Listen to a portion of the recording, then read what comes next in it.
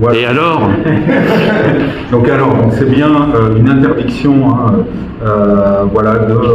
d'avoir un colloque demain après-midi à l'espace Charenton à 14h30.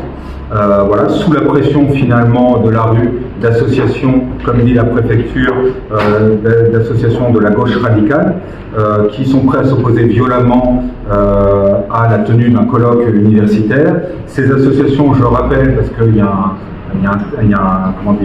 un tract qui circule d'appel à manifestation, et dans ce tract, l'ensemble des associations mentionnées sont le Parti de gauche, la France Insoumise, Europe Écologie Les Verts, Attaque, la CGT. Donc ils apprendront par ce biais qu'ils sont considérés comme une gauche radicale violente par le biais de la préfecture. Voilà. On apprend également qu'on peut interdire un colloque simplement parce qu'il y a 2 ou 3 autocollants qui ont été apposés sur les vitrines de la salle où devait se trouver ce colloque. Et on apprendra également qu'on peut interdire un colloque universitaire à moins de 24 heures de l'ouverture des portes, simplement parce qu'on estime que la liberté de penser, qu'on estime qu'être royaliste en 2023, qu'on estime qu'être des opposants finalement à cette République, être des opposants au gouvernement de M. Macron et de M. Darmanin, et on estime qu'on n'a pas le droit de citer. Je peux vous certifier dès à présent que nous avons déjà fait un référé liberté, que nous allons relancer la procédure du référé liberté dès à présent, maintenant que nous avons arrêté, et que nous attendons sereinement des juges administratifs, notre autorisation pour que notre colloque se déroule bien demain à l'espace Charenton à 14h30. Et la marche Et pour la marche, nous n'avons à ce jour aucune interdiction pour le défilé de Jeanne d'Arc.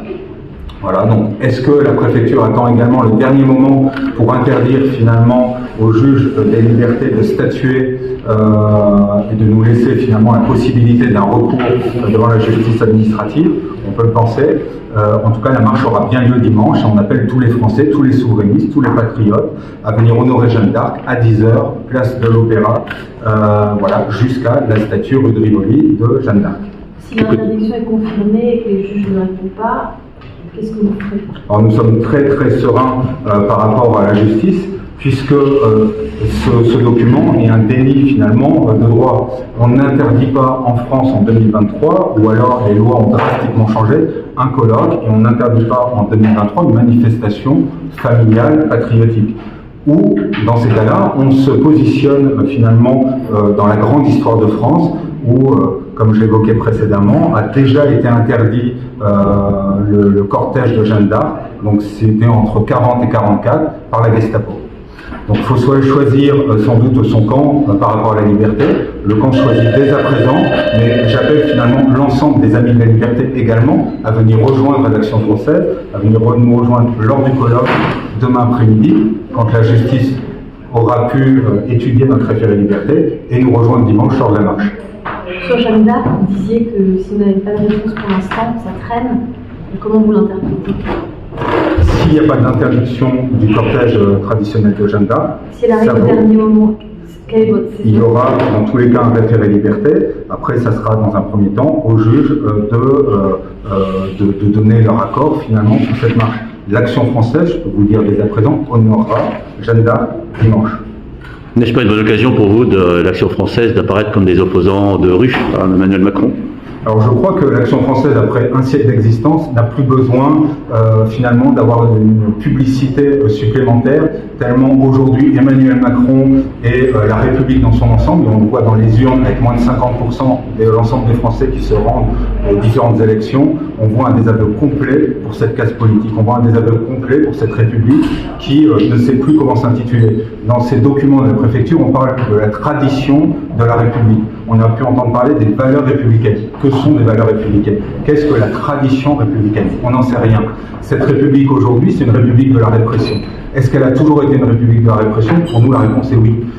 Pour nous, cette République, du début du siècle jusqu'à aujourd'hui, n'a cessé finalement de s'opposer violemment à l'ensemble de ses opposants, et ses opposants non pas les plus radicaux dans la rue, mais ses opposants les plus radicaux dans les idées. Notre souhait, notre seul souhait finalement, c'est l'intérêt national. On le dit, on le redit, Et on continuera à clamer et à travailler sur ces questions d'intérêt national. Est-ce là vos valeurs que vous prétendez défendre, opposées à supposées valeurs de la République? La première chose qu'on défend, c'est pas une opposition. La première chose qu'on défend, c'est l'intérêt général. La première chose qu'on défend, c'est l'ensemble des Français. L'ensemble des Français, quels qu'ils soient. Pas les Français de droite, pas les Français de gauche. Les Français aujourd'hui attachés à la liberté. Les Français qui aujourd'hui souhaitent que le pouvoir en place les prenne en considération. Les Français qui aujourd'hui ne souhaitent plus que les Gilets jaunes soient épargnés. Les Français qui aujourd'hui contestent cette réforme des retraites. Les Français qui aujourd'hui en ont ras-le-bol d'un pouvoir qui est complètement déconnecté finalement des réalités que vivent l'ensemble de nos concitoyens, principalement en province, mais également dans les périphéries de nos grandes villes. Vous en avez parlé vous-même, c'est une petite question sur l'ultra-droite. On dit que vous êtes la porte d'entrée de ces mouvements. Est-ce que vous répondez, vous avez l'air de dire que vous n'appartenez pas à cette mouvance d'ultra-droite? Par essence, l'intérêt général ne peut pas être d'ultra-droite. L'intérêt général ne peut pas être de droite, l'intérêt général ne peut pas être de gauche. L'Action française s'intéresse à tous les Français et s'adresse à tous les Français, de droite comme de gauche. L'Action française, je rappelle qu'en 2002, elle a appelé à voter pour l'ensemble des candidats souverainistes. Qu'il s'agisse des candidats souverainistes de la droite nationale ou qu'il s'agisse de la gauche souverainiste avec M. Chevènement. L'Action française sera toujours à l'endroit où nous devons défendre l'intérêt national. Qu'il soit de droite ou qu'il soit de gauche, il n'y a pas, ça n'existe pas. L'intérêt national est simplement français. Voilà. Donc on s'intéresse uniquement à l'ensemble de nos concitoyens. Je dis ça parce qu'il y a beaucoup de personnes ultra-droites qui sont passées par d'autres mouvements avant de dévier. Vous parlez de M. Darmanin ? La seule chose, c'est qu'il y a beaucoup de personnes, effectivement, qui sont passées par nos rangs. Beaucoup. Effectivement, il y a un certain général de Gaulle. Il y a un certain maréchal de l'aide de Tassigny. Il y a un certain, il y a un grand nombre de grands résistants, le colonel Rémy, d'Estienne d'Or. On peut faire la liste, mais on va y rester un certain nombre un grand temps ici, j'ai envie de dire, à parler de l'ensemble des résistants qui sont passés par nos rangs.